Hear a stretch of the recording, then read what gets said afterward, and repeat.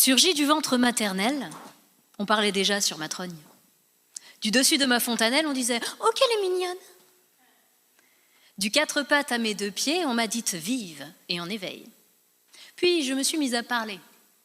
On m'a dit « Tu casses les oreilles ». Pour étouffer ma bavardise, je me suis tue sans plus tarder. Ça évite qu'on me contredise.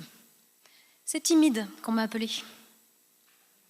Dans la cour de récréation, j'ai voulu faire les 400 coups, mais une nouvelle limitation m'a jugé un peu trop au casse-cou. Alors je me suis assagie, m'amoindrissant au minimal. Une enfant si calme, a-t-on dit, ce n'est tout de même pas normal.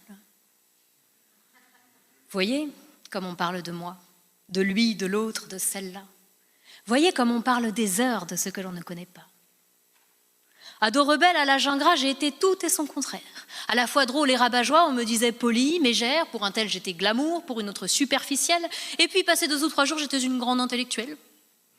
On m'a traitée de prétentieuse, puis de modeste à l'occasion, brillante, naïve, orgueilleuse, ça c'est la vie de Tartampion, généreuse, enjouée, mollassonne, fière, audacieuse et susceptible, petite, boudinée, maigrichonne, instable, égoïste et sensible. Ça fait beaucoup. Moi, je me suis identifiée à ces intitulés marteaux. Je me suis même demandé si j'étais pas un peu schizo. Voyez comme on parle de moi, de lui, de l'autre, de celle-là. Voyez comme on parle des heures de ce que l'on ne connaît pas. Adulte, toujours empêtré dans le tumulte inextricable des multipersonnalités dont on m'affublait innombrables, j'ai décidé de consulter pour me sortir de ma noyade. Et le couperet est tombé. On m'a dit que j'étais malade.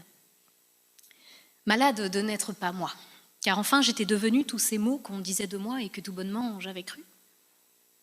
Perdue dans le verbe des autres, frappée de mon propre anathème, je n'étais même plus mon hôte.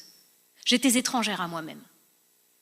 Je suis partie me rencontrer, j'ai fouillé derrière les tabous, et quand je me suis retrouvée, j'ai refusé qu'on me bafoue, voyant comme on parlait de moi, de lui, de l'autre, de celle-là, voyant comme on parlait des heures alors qu'on ne me connaissait pas. Depuis, c'est moi qui me raconte. Je ne laisse ce droit à personne.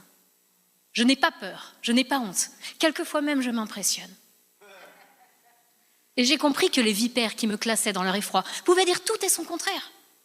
Elles ne disaient rien de moi. Qui peut prétendre, sérieusement, savoir ce qu'il en est de toi sans partager ton cheminement, sans expérimenter tes pas?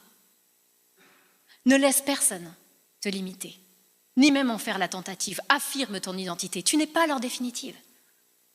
N'écoute plus jamais le vent des mots qui encensent ou médisent. Tu n'es rien de ces jugements, tu es bien plus que ce qu'ils disent.